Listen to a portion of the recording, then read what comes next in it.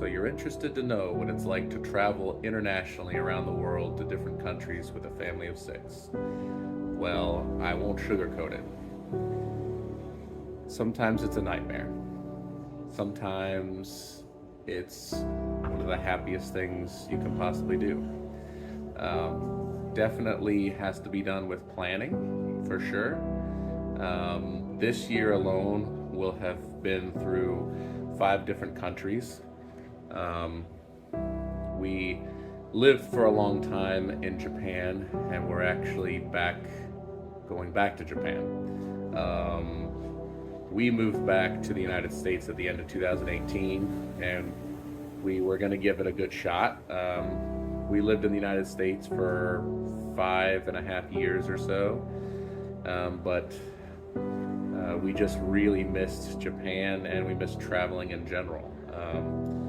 Living in the United States is not as amazing as a lot of people make it out to believe. So many people think that it's the most amazing place. I will say it's a great place for opportunity. I won't say it's the greatest country in the world like most Americans would say. It's a great country. You get a lot of privileges and a lot of opportunities by being an American citizen, which is great. Most countries will take our passport and give us either like a 90-day tourist visa to be able to visit or stay there. So that's a positive thing. But with inflation and growing prices, housing prices are through the roof, rent prices are through the roof, car insurance, gas, food prices have more than doubled in the last couple of years. It just makes it to where, even with as much money as I was bringing in, it just wasn't, the work-life balance wasn't there. Currently, we are in Barranquilla, Colombia, where we're living and staying currently with my wife's mom, who has a big house here. Barranquilla, it's another place where it's an opportunity.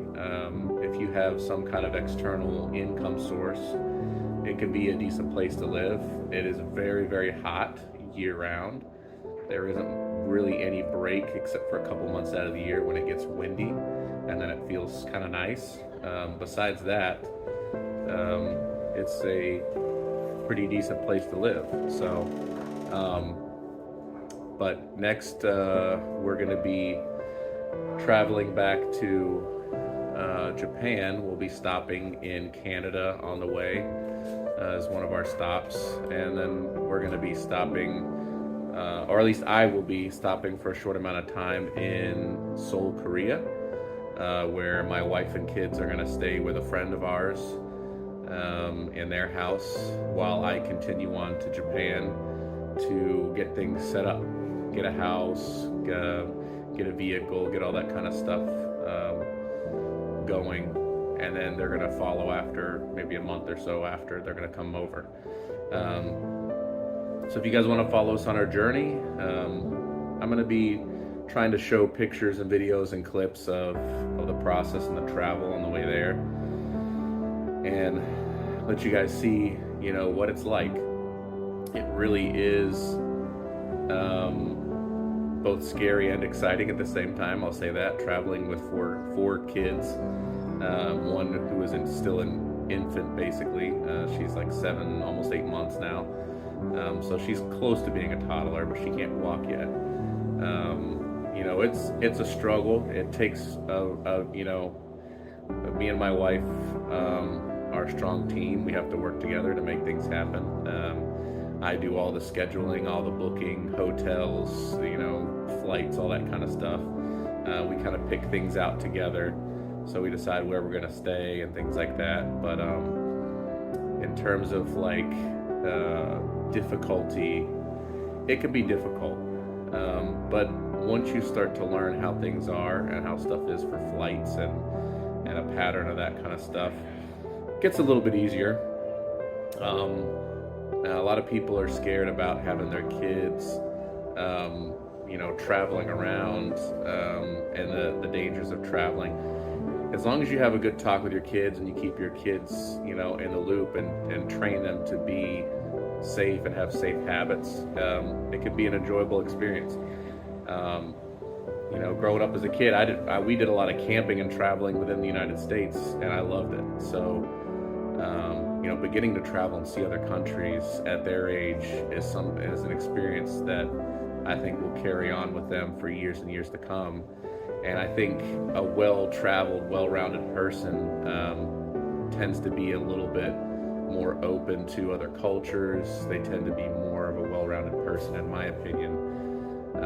Not to say people that just stay in the same hometown, you know, for their entire life aren't great people, but, you know, I think it is important to go see other countries and see other cultures, because a lot of people get so narrow-minded living in the United States and thinking that that's the only place there is to live and the only nice place there is to live. There are so many other countries. I've probably traveled to 10 different countries in Europe.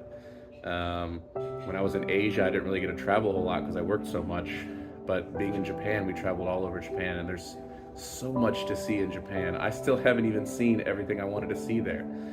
So moving back, we're going to be traveling and taking little mini trips all over. We'll get a chance to finally make it to Kyoto, to finally make it to Hokkaido for the Ice Festival in February. Like, do a lot of things that I just wasn't able to do because of my work schedule at the time. So this time, my work-life balance, I feel, is going to be significantly better and give us the opportunity to be able to do a lot more trips and see a lot more stuff. So I may have to, I'm going to try to upload this whole video, but if you guys have any questions, or if you guys have anything you want to add or say, or like just general questions about a big family traveling, please add your comments in, and I'll make additional videos about the comments if it's a good question.